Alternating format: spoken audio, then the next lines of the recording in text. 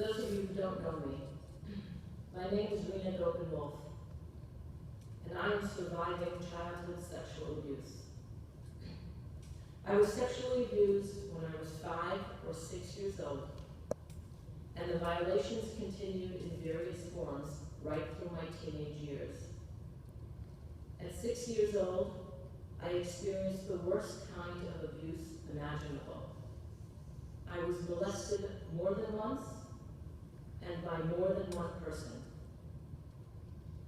I was very young and naive and innocent, and I had no idea that what was happening to me was wrong. Discussions about appropriate and inappropriate touching was a conversation my parents never had with me. Let's face it, back in the 60s, nobody had that talk with young children. At 6 years old, I told no one what happened to me because I didn't think that there was anything to tell. But as a 12-year-old Orthodox Jewish girl, I knew that what had happened was very wrong indeed. And I felt ashamed and guilty, and I wanted to die. I am not alone. 32% of abused children have attempted suicide, and 43% have thought about suicide since they were sexually abused. I am represented in that 43%. And the fact that I am here at all today seems almost miraculous to me. My mother was diagnosed with multiple sclerosis when I turned 12 years old, and all thoughts about dying quickly faded as I became involved in her care. I was the bathroom shuttle, the makeup artist, the cook, the shopper, and the clothes coordinator. It was a full-time job that left no room to contemplate anything else. My mother's illness nudged the abuse to a back burner where it simmered for over 40 years. In the meantime, I got busy building a normal life for myself. After a beginning that was so abnormal, pursuing a normal path was very important to me. So I married a kind and decent man, and together we had 3 beautiful children. I became a teacher, and I have been teaching for over 30 years. I willfully silenced the small voice inside that whispered that the picture-perfect exterior I had created hid deep cracks beneath the surface. It took me 42 years before I was ready to fully disclose and discuss the abuse I suffered. I was blessed to find a therapist to guide me through the healing process. But even with an enormously calm and compassionate listener, the telling was agonizing. The effort to restore myself to health was embarrassing. Recovery meant disclosing intimate details of past sexual abuse. After having suffered the violations themselves, rehashing it all in exquisite detail was the second most agonizing aspect of recovery that I had to endure. And it infuriated me to no end that it was not sufficient to live with the knowledge that I had been repeatedly molested, but that I would not be spared the humiliation of having to reveal it all to another person, because healing would only come under those circumstances. How does a secret so big get buried so deeply and trick the sufferer into believing that it wasn't such a big deal after all? I reasoned that if it was really so bad, I would never have been capable of creating a normal life.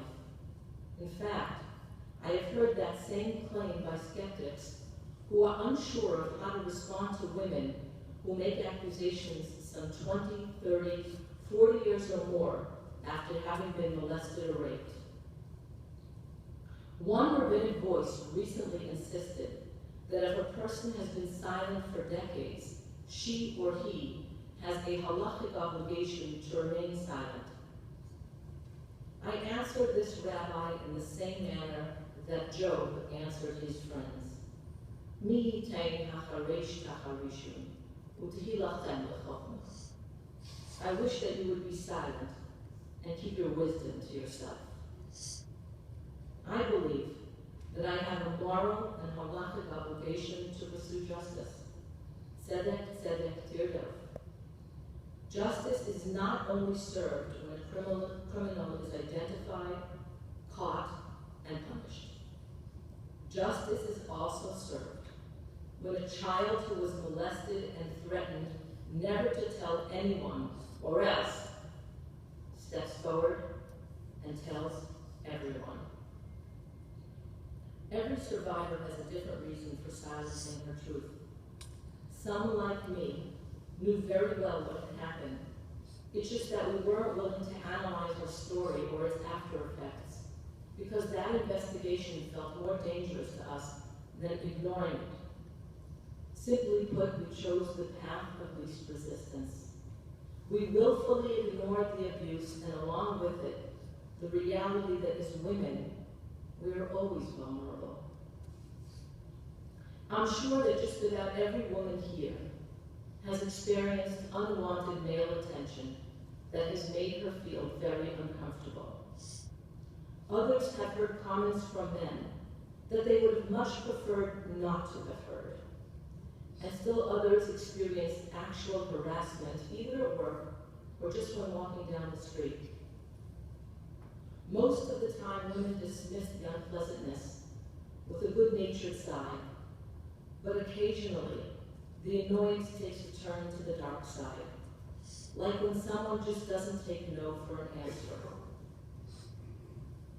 or when someone is watching us when we think we're alone and safe. I'm not bringing this point up to digress from our topic. As a young adult, I was stalked and harassed by a young Orthodox man for almost 2 years.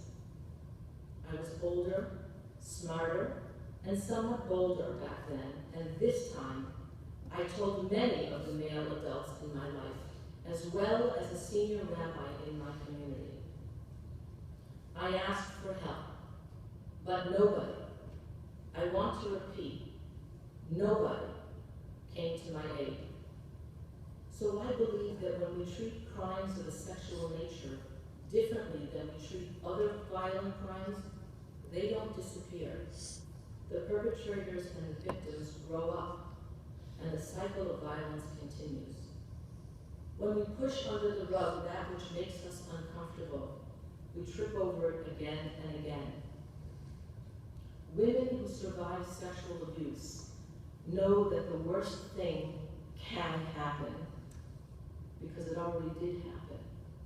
And then living alongside that fear can become intolerable. So there are those who silence their own abuse with alcohol and drugs. Our community acknowledges the truth of their story, but disregards the victims because they are already on the fringe and can be easily dismissed. Either way, when we are silent for years following the abuse, people ask, it was really so bad. Why didn't you tell anybody?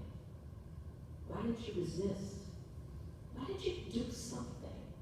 They finally ask in exasperation. And I want to say, in my own defense, and on behalf of others, we did do something. We kept silent for as long as we could, not wanting to expose a truth that nobody wanted to hear. We call that Mesiras Nefesh. But now, when we can't do it any longer, someone has the audacity to fortify the call to silence with a halakhic statute of limitations, insisting that justice is time-bound and forfeited once too much time has elapsed. Victims of abuse become the silent sacrifices of communities where the rule of ars mano batel korbano takes on an entirely new meaning. We have conveniently created a no-win situation that silences victims of abuse one way or another.